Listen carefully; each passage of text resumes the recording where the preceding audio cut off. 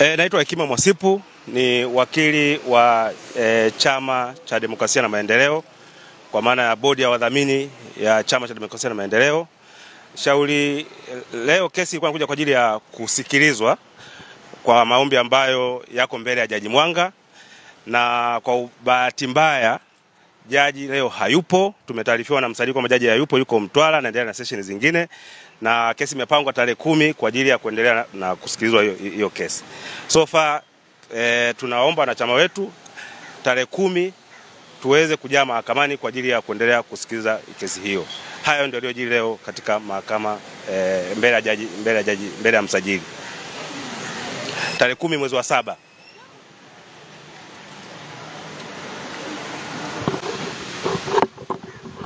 Kwanza nieleze masikitiko yangu makubwa juu ya Jaji Mwanga kutokuwepo mahakamani siku ya leo. Mtakumbuka kwamba tarehe ya leo aliipanga yeye mwenyewe Jaji Mwanga, kwa alikuwa anafahamu kuhusu ratiba na aliipanga kwa muda mrefu, na alipanga kwa shauri ambalo tarehe 10 mwezi Juni lilipokuja kusikilizwa, lilisikilizwa kwa uharaka, na jaji alionyesha dhamira ya kutaka kulisikiliza shauri kwa haraka tarehe 24 leo.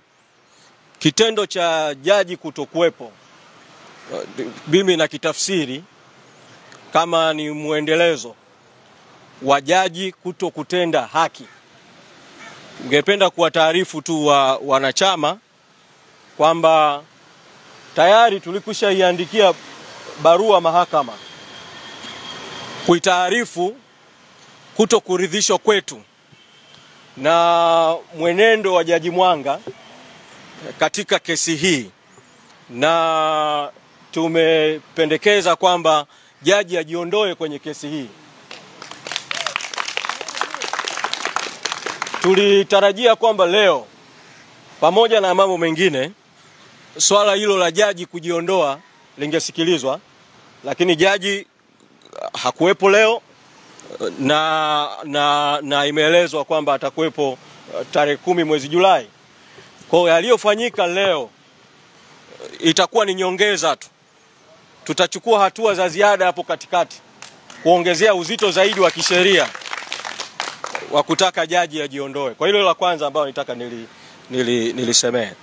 La pili, ningependa kuwataarifu vile vile wanachama na viongozi kwamba tumewasilisha vile vile maombi mahakamani ya kutaka swala la kuzuiwa chama kufanya shughuli za kisiasa lipitiwe upya na mahakama. Kwa hiyo tunatarajia kwamba, na hili lilikuwa lifanyike leo, kwa sababu maombi hayo tumeyawasilisha kwa hati ya dharura.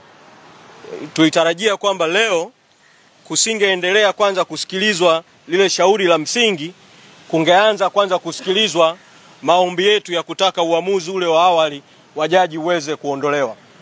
Kwa tunaamini kwamba tarehe 10 mwezi Julai shauri hili litakapokuja tena, kabla ya kuanza kushughulika na mambo mengine yote, tutaanza kushughulika kwanza na mambo mawili.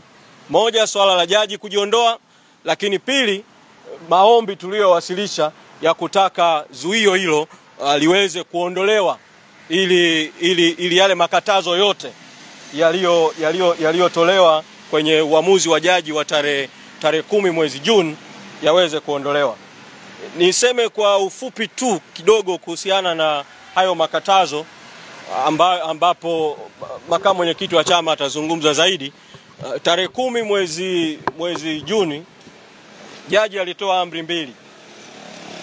Amri ya kwanza ilimhusu katibu mkuu wa chama na bodi ya wadhamini kuzuiwa kuitisha shughuli za kisiasa au kushiriki shughuli za kisiasa. Nataka kuwafafanulia tu wanachama wa Chadema kwamba amri hiyo ilihusu bodi ya wadhamini na katibu mkuu wa chama, haihusu wanachama na viongozi wengine kuendelea na shughuli za kisiasa za chama bila kutumia rasilimali za chama. amri ambayo inahusu bodi ya wadhamini, katibu mkuu, wanachama na viongozi wote. Ni amri ya pili ya jaji juu ya matumizi ya rasilimali za chama. Amri hii, uamuzi wa jaji uliweka bayana kwamba zuio linamhusu katibu mkuu, inahusu bodi ya wadhamini, inahusu watumishi wa chama, inahusu mawakala na mtu mwingine yoyote ambaye anaweza kufanya kazi kwa niaba ya bodi ya wadhamini na katibu mkuu au kwa jina la bodi ya wadhamini na jaji mkuu. Kwa nitaka nitumie fursa hii tu kuweza kuclarify hilo vile vile. Ninawaomba wanachama muwe wavumilivu katika kipindi hiki. Tunajua kwamba tunapita katika kipindi ambacho watawala wameamua kutumia mbinu haramu kudhibiti vuguvugu halali la wananchi la no reforms no election. Ninachowasihi tu ni kwamba pamoja na uvumilivu tulionao, tusirudi nyuma na msirudi nyuma kwenye mapambano yaliyoko mbele yetu ya no reform no election. Asanteni sana.